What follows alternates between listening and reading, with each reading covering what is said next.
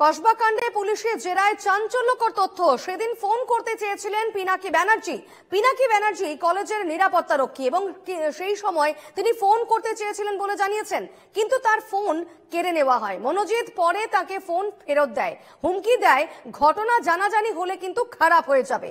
জেরায় জানিয়েছেন রক্ষী পিনাকি ব্যানার্জি, এমনটাই দাবি পুলিশ সূত্রে। কসবা কাণ্ডে এই মুহূর্তে একটি বড় আপডেট। পুলিশের জেরায় চাঞ্চল্যকর তথ্য।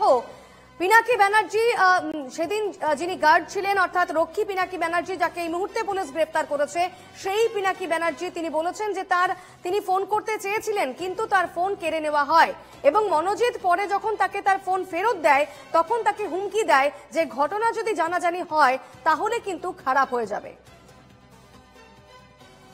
সুস্মিত মজুমদার রয়েছেন আমার সঙ্গে সরাসরি। সুস্মিত, একটা বড় অভিযোগ পিনাকি ব্যানার্জির, যেখানে তিনি বলছেন যে তিনি ফোন করতে চেয়েছিলেন কিন্তু তার ফোন নাকি কেড়ে নেওয়া হয় এবং ফোন ফেরত দিয়ে তাকে রীতিমতো হুমকি দেওয়া হয়। দেখো দীপন্না, একেবারেই এই যে পিনাকি ব্যানার্জি, তাকে প্রথমে কিন্তু পুলিশ জেরা করে প্রায় একদিন এবং তারপর তাকে গ্রেপ্তার করে। যখন তাকে জেরা করা হয় তার মধ্যে বিস্তর অসঙ্গতি পাওয়া যায়, কিন্তু পরবর্তীকালে জেরায়, অর্থাৎ যখন তাকে হেফাজতে নেওয়া হয়, হেফাজতে নিয়ে যখন তাকে জেরা করা হয় তখন কিন্তু পুলিশের কাছে একটাই প্রশ্ন ছিল এবং সেটা কিন্তু যারা সাধারণ মানুষ বা যারা আন্দোলন করেছে, যারা প্রতিবাদ করেছে, তাদের প্রত্যেকের কাছেই কিন্তু একটা প্রশ্ন ছিল যে নিরাপত্তা রক্ষী তাকে যদি বলপূর্বক সেখানে সরিয়ে দেওয়া হয় তাহলে সে কেন কাউকে জানালো না, কেন কাউকে ফোন করলো না? তাহলে কি তার ফোনে রিচার্জ ছিল না, বা তার ফোনে চার্জ ছিল না, বা ব্যালেন্স ছিল না?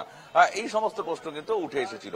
কিন্তু পরবর্তীকালে তদন্তে নেমে তদন্তকারী অফিসাররা দেখেন যে তার ফোন সেই সময় সচল ছিল, তার ফোনে ব্যাটারি ফুল চার্জ ছিল এবং রিচার্জও ছিল, এবং সেই কারণে তাহলে তিনি কেন ফোন করলেন না, কেন তিনি সত্য গোপন করে গেলেন? এই এত বড় ঘটনা তিনি কেন গোপন করে গেলেন? তাকে যখন দ্বিতীয়বার হেফাজতে নিয়ে, তাকে যখন প্রথমবার তাকে জিজ্ঞাসাবাদ করা হলো, জেরা করা হলো, তখন তিনি কেন স্বীকার করলেন না? যখন তাকে হেফাজতে নিয়ে জিজ্ঞাসাবাদ করলেন তখন তিনি কেন স্বীকার করলেন?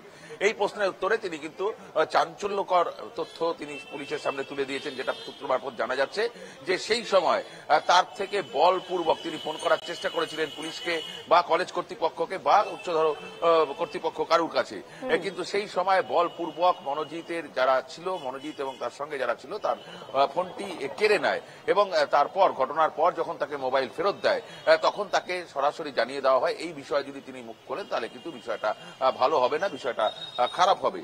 এই ভয়ে কিন্তু তিনি মুখ খুলতে চাননি, তার কারণ এই মনোজিৎ তিনি শাসক দলের একজন নেতা এবং এই কলেজে যথেষ্ট তার প্রভাব রয়েছে এবং তার চাকরির সমস্যা রয়েছে, যেহেতু তার অনেকটাই বয়স হয়েছে এবং সেই ক্ষেত্রে দাঁড়িয়ে তিনি ভয়ে মুখ খুলতে চাননি, এমনটাই কিন্তু পুলিশের কাছে তিনি স্বীকার করেছেন। দীপন্না, একেবারে, অর্থাৎ এক্ষেত্রেও মনোজিতের প্রভাবশালীর যে তত্ত্ব উঠে আসছে সেই প্রভাবশালীর তত্ত্ব কিন্তু এক্ষেত্রেও খাটছে, কারণ নিরাপত্তা রক্ষী গার্ড পিনাকি ব্যানার্জি তিনি যেটা অভিযোগ করেছেন যে তাকে রীতিমতো হুমকি দেওয়া হয়, তার ফোন কেড়ে নেওয়া হয়, তারপর ফোন যখন ফেরত দেওয়া হয় তখন তাকে হুমকি দেওয়া হয় যে এই ঘটনা জানাজানি হলে কিন্তু খারাপ হয়ে যাবে।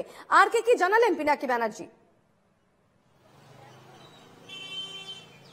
দেখো, এখনো পর্যন্ত এই তথ্যই এসেছে, তার কারণ মূলত যে পুলিশের হাতে যে তথ্য, সেই তথ্য হচ্ছে সিসিটিভির ফুটেজ, যে 7 ঘন্টার সিসিটিভির ফুটেজ, সেই ফুটেজে কে কে সেই জায়গায় উপস্থিত ছিলেন, কার কার উপস্থিতি সেখানে লক্ষ্য করা গিয়েছিল এবং কে কে এসেছিল, কে কে গিয়েছিল, তার মধ্যে কিন্তু প্রত্যক্ষ এবং পরোক্ষভাবে দেখা গিয়েছে যে এই পিনাকি ব্যানার্জি তিনি কিন্তু সেই জায়গায় উপস্থিত ছিলেন এবং এই যে তার সঙ্গে যে কথা, অর্থাৎ আজকে তিনি যে স্বীকার করেছেন বা আজকে যে চাঞ্চল্যকর দাবি তিনি করেছেন, তার থেকে বলপূর্বক তার মোবাইল ছিনিয়ে নেওয়া হয়েছে, সেই সময়টাও কিন্তু পিনাকি ব্যানার্জির থেকে জেনে নেওয়া হয়েছে এবং সেই সময়টায় সিসিটিভির ফুটেজের দিকে পুলিশ এখন নজরদারি রাখছেন যে পিনাকি বন্দ্যোপাধ্যায় তিনি কতটা সত্য কথা বলছেন, না এই ক্ষেত্রেও তিনি সত্য গোপন করছেন বা নিজেকে আড়াল করতে চাইছেন, বা এই যে মনোজিৎ তাকে আড়াল করতে চাইছেন, না সমস্ত বিষয়টা ঘেটে দিতে চাইছেন, এই বিষয়টা না পুলিশকে অসহযোগিতা করতে চাইছেন।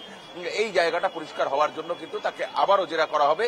তবে এই মুহূর্তে তরুণী যে অভিযোগ করেছিলেন যে গার্ড মানে পিনাকি ব্যানার্জি সে সময় গেটে ছিলেন এবং নির্যাতিতা তরুণী সে সময় ঘর থেকে বেরিয়ে এসে তিনি বলছিলেন গেট খোলার জন্য। সেক্ষেত্রে পিনাকি ব্যানার্জি তিনি খুলতে পারেননি এবং তিনি বলেছিলেন যে তিনি মানে অসহায়, সে কারণে তিনি গেট খোলেননি। এক্ষেত্রেও কি তার সেই ভয় কাজ করছিল যে মনোজিৎ তাকে শাসাবে বা হুমকি দিয়েছিল, তাকে তার ফোন কেড়ে নেওয়া হয়েছিল এবং তাকে বলা হয়েছিল যে খারাপ হয়ে যাবে এই ঘটনা জানাজানি হলে? এক্ষেত্রেও কি পিনাকি ব্যানার্জির সেই ভয়ই কাজ করছিল? একেবারেই দেখো জীবনা, তুমি যেমনটা বললে যে নির্যাতিতা তরুণী তিনি কিন্তু টাইম মেনশন করে দিয়েছিলেন যে কখন কটার সময় কি কি হয়েছিল, এবং সেই ক্ষেত্রে দাঁড়িয়ে তিনি যখন নিরাপত্তা রক্ষীর কাছে যান তখন নিরাপত্তা রক্ষী অসহায় ছিল, তার কিছু করার ছিল না, এমনটা কিন্তু তিনি তার বয়ানে লিখেছেন, তার অভিযোগপত্রে তিনি কিন্তু উল্লেখ করে দিয়েছেন। এবং সেই জায়গা থেকে দাঁড়িয়ে পুলিশ আধিকারিক যারা রয়েছেন, তদন্তকারী অফিসার যারা রয়েছেন, তারা মনে করছেন যে এই ফোন কেড়ে নেওয়ার ঘটনা এবং হুমকি দেওয়ার ঘটনা তার আগেই ঘটে গিয়েছিল এবং সেই কারণেই নিরাপত্তা রক্ষী তাকে সেভ করতে পারেন বা তার ঘর খুলে তাকে ভেতরে ঢুকিয়ে নিতে পারেনি।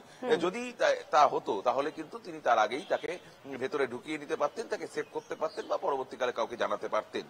সেই জায়গাটা থেকে দাঁড়িয়েই কিন্তু এই তদন্ত প্রক্রিয়া চালিয়ে যাচ্ছে তদন্তকারী অফিসাররা এবং এই জায়গাটাই স্পষ্ট হওয়ার চেষ্টা করছেন এবং এই জায়গাটাই পরিষ্কার হওয়ার চেষ্টা করছেন। যেই সময় এই নিরাপত্তা রক্ষী যেই সময়টি বলছে টাইমটার কথা এবং যেই টাইমটার কথা অভিযোগপত্রে উল্লেখ করা হয়েছে এবং সিসিটিভির ফুটেজে যে টাইমটা রয়েছে সেই তিনটে সময় এক হলে তাহলে কিন্তু এই তদন্ত প্রক্রিয়া একেবারেই জলের মতন সরল হয়ে যাবে।